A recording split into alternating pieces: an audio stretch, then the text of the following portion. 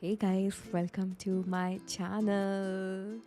Alright, I'm super excited to be making videos again. I started making videos last year, but I only ended up making 2 videos. This year, I have decided to go all in to YouTube and I'm gonna make videos every week. I'm gonna publish videos every week, and if I don't, then you guys can go into the comment section and hold me on to that. Anyways, I'm super excited to start this YouTube journey. For this video, I have chosen a very special topic, which is identity shifting. It's a very fancy word to internal work that you have to do to bring on the changes in the outer world. Let's first understand how brain works. When you are born, you are collecting data from your surroundings. Your brain is brand new and has no old information. You see your parents chew, you learn to chew. You see your parents getting scared seeing a snake, you learn to get scared seeing a snake. You see your parents fighting or getting furious when things doesn't go right. You learn to adopt those patterns. And by the time you're 12, you have some sense of that self-identity or self-image, your insecurities or let's say confidence. Everything is coming from your surrounding. And I'm not just saying this is limited to your parents, your friends, your society that you live in, your an immediate environment of what you're consuming also affects your malleable brain. As a child, your brain is very malleable. This is the reason when you go to a psychologist or therapist, they first try to find the trauma root, like going back into a childhood and figuring out from where that trauma started. So by the time you are 18, you already have some, set notions about who you are, where you come from. For example, if you are bilingual, if you speak English, you live in India, you obviously have very different way of speaking. Like how I'm speaking if I had been born in America as an Indian in an Indian family, even though I would look Indian, I would still be speaking the language I have learned and the accent from surroundings, that is the school, friends, etc., even though my parents would speak in the same accent as I'm speaking. Which means you have inhabited the patterns of your parents, grandparents, or surroundings subconsciously or consciously. But let me pause here. Let that sink in.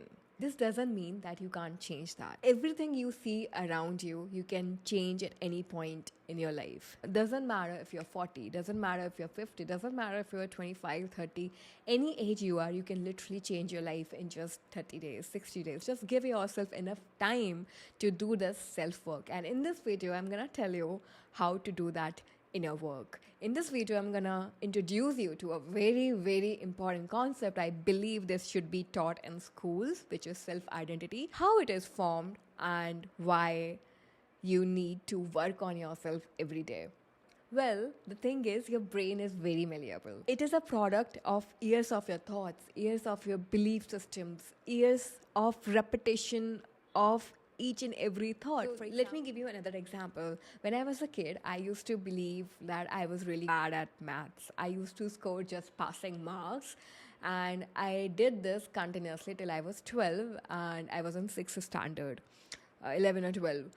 And at that time, my brother got a tuition, and his only deal with my parents was, I'll only go to get a tuition if Didi, which is his sister, gets one. So even though he's younger than me, so we both got a tuition, and I started practicing maths every day, even though I hated it. And let me tell you, I hated it. And from 6th standard, I started scoring above 90 out of 100. And even that was a shock for me as well.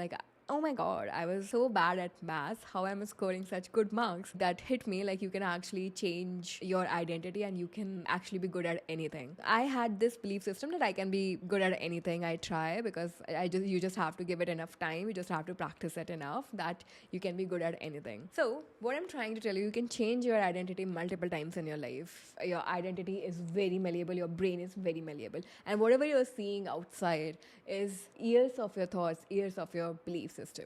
All right, so now that you understand what is self-identity, how it is formed, let's move on to my favorite part, which is the steps, how to form a new identity. And I'm going to simplify it as much as I can, because I see so many videos, there are hours of videos on this, and you don't need hours of videos to understand a self-identity and how to change it, how to do identity shifting. It's just three-step process. Number one is unlearning your patterns, all the self-sabotaging patterns that you have obviously received from your parents or immediate surroundings. Number two would be learning new self-identity, and number three would be repetition. Right. Moving on to the number one step, which is unlearning. So you have spent 18, 20, whatever age you are, years with your parents and with your immediate surroundings or with your friends, your toxic friends who tell you like you're not good enough, or maybe you are not, good looking, or whatever, like whatever insecurities you have right now. Just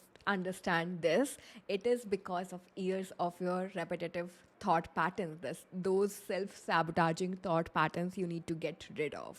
So take a piece of paper and write down all the thought patterns that you have accumulated over the years. Let me tell you a story. When I was in my 20s, I did a lot of inner work, and at that time I started seeing these patterns. For example, I am having a fight with my brother and I am going to react, and then suddenly it hit me. I am reacting like my mother, or I am reacting like my father. So I started to, change or break the pattern one day at a time. So next time when I had a fight with my brother, I would just take a pause and not react. That was tough, let me tell you. That was really, really tough. And there's a saying, if you think you have achieved nirvana, then you should go back to your family home, be with them. Your family brings out the worst. Living with my brother, so I used to live with my brother I think I lived with him for about 5 years in my 20s, and that actually helped me break a lot of my patterns I inherited from my parents. But you have to be really conscious. You have to be really conscious what patterns you have inherited from your parents. So first step is writing down and being conscious of what you have, what are the patterns that are self-sabotaging and that are causing you to not be successful or not achieve all the dreams that you want to achieve. All right, so next step is learning a new identity. And I want you to take out a journal and write down everything about this new self. Write down how this new version of you will look like. Remember, we are trying to create a new identity of yours. We are trying to create the ideal version of yours. The version of yours that has everything. You do not manifest to attract things that you want. You attract who you are. You should write this down in as much detail as possible. Like, how does she walk? Is she confident? Does she walk like shoulders out, chest out, or does she's like droopy? Everything. Like, write down every detail of this new version of you. Write down how she smiles, how when she enters into a room, every room just glows up from her presence, how the energy she has, is she kind towards people, how much money she earns, what is around her. Write this down in every detail. The more detail it has, the better for you, because now you have a template, the version that you want to be. Moving on, and this is further subdivided into the second part, which is changing your internal narrative. Now remember this, what you see today is years of your thought patterns, years of your belief system. And once you start changing at the root level, which is changing your thought patterns, changing your belief system, everything will start changing. You need a new self-image. You need a new self-identity. Now that you have written down a new self-identity, you just have to follow the steps to be there. Like, how do you change your internal narrative? Let's start from the very basic, which is your thoughts. What you talk to yourself every day, your self-talk is affecting or is ruining your life. How you talk to yourself, your self-talk can actually make or break your life. Understand this. Where attention goes, energy flows. Let that sink in. And I think this should be a mantra for everybody's life. Where attention goes, energy flows. If you're giving a lot of your attention to the crap that you're going through with your family, or the crap that you're going through with your friends, and that is the crap that you're going to attract more on your life. If you're giving your attention in creating a future and building a future and creation every day, that is the more kind of things that you're going to attract in your life. As I told you before, how your human brain works, the more attention you're giving to something, the more same kinds of things you start seeing in your outer world. It doesn't work like this, like you create something in the outer world and then you are happy. No, it's in fact the opposite. You work inward, you work on yourself, you start creation or being happy from inside, and then the same kind of things starts flowing in your life and the outside world. So the first step is doing the self-talk, like nailing the self-talk. Let me tell you, I used to be a person with very low self-esteem. I used to be a person who, I wouldn't even say love myself. I hated myself in my 20s. I hated the version I was in my 20s. It has nothing to do with how I looked physically. It was everything how I was from inside. I just didn't like the idea of the person that I had become. So it took me years to do that inner work and be where I am today. And it starts with self-talk. So be very conscious of your thoughts. If you have a victim mindset, or if you like talking like, oh, I can't do that, I am not good enough for that, I don't have self-confidence. No, stop saying all of this, girl. No. I had very high imposter syndrome throughout my jobs.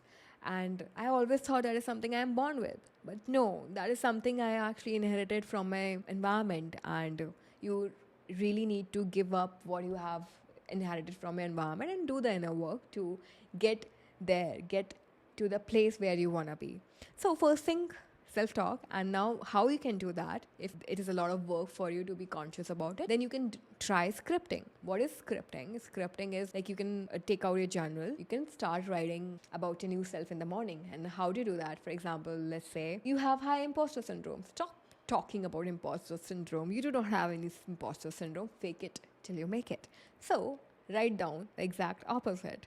I am so confident. I love my work. Everybody loves my energy. Even at office, like everybody comes to me for advice. So start scripting, as I say. Like for most of the people, when they're journaling, they write about what happened in the day, what went wrong. Stop, like identifying yourself with the things. And when I say that, you really, really do not have to identify yourself as somebody who has low self-esteem or low or high imposter syndrome. Instead, when you're scripting, write down all the good things about yourself. Do this for 30 days. Like just give yourself 30 days and believe me, that will change your life. All right, so next step in the same process of changing your internal narrative is affirmation. I used to be a big non-believer of affirmations. I just thought they are, like, why do you have to repeat something again and again? Like, why do you have to fake it till you make it? But they work really well. So affirmations are not just about faking it till you're making it. And if it feels imposed, go on YouTube and find the affirmations that works best for you. I recently found one and I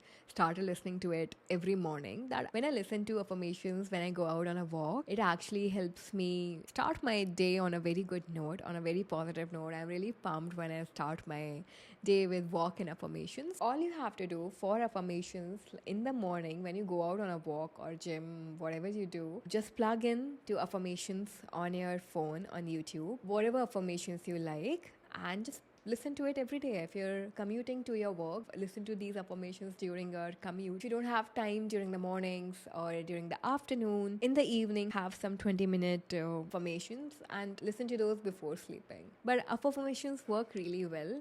And this is a very nice step to actually change your internal narrative. And you will start seeing the change in a very short duration. So next step is visualization. Now, I am not a very big fan of visualization. Let me tell you why. So I am a very obsessive person. And as I say this, I'm realizing I'm making this as my identity. But here it is. I get obsessed with things. And when I get obsessed with things, I just think about it all the time. So when I visualize, it's hard for me to let go. And I have experimented a lot in my life, and I have realized that when I let go, things work out really fast in my life, better than visualization. But if visualization is a deal, you should obviously experiment it. I'm telling you this from my experience because I've experimented. I've been experimenting everything from my very initial 20s, 22. So it's been like 10, 12 years of hundreds of experiments I've done on myself with different things. And obviously these experiments are not like physical experiments. So these experiments are like, trying out stuff, what's working, what's not working. But if visualization is your thing, do visualize. And the final step is meditation. And if you really have to do 80-20 Pareto principle, I would 100% recommend doing this or making this a priority. I used to do this every day and this changed my life. Like all my self-sabotaging, self-talk was gone. My attention span improved. All my diseases were gone. All of the things that I was going through at that time, my stress levels decreased. increased, started to lose weight as well. I gained weight due to stress. So all of this is interconnected. So yeah, if you really have to do 80-20, then make this a priority, meditation. I have realized over the years, meditation works best at night before you sleep. Your night before defines the morning you're gonna have the next day. So meditation is gonna really help you if you are in that spiral of self-sabotaging talk. All of this will be gone if you try meditation every night. Now that I have covered all the steps to change your internal narrative, the final step is repetition. If you are not consistent, if you are not repeating all of these steps or all of the things that I just told you, then it's 2025. You're gonna be back here in 2028 and still be the same. Repetition is the most important step. Whatever you repeat is what you are. So if you're repeating self-sabotaging thoughts every day, that's how you're gonna be. That's the self-image that you're gonna have. If you're repeating that you are a really confident girl, that's the self-image you're gonna have.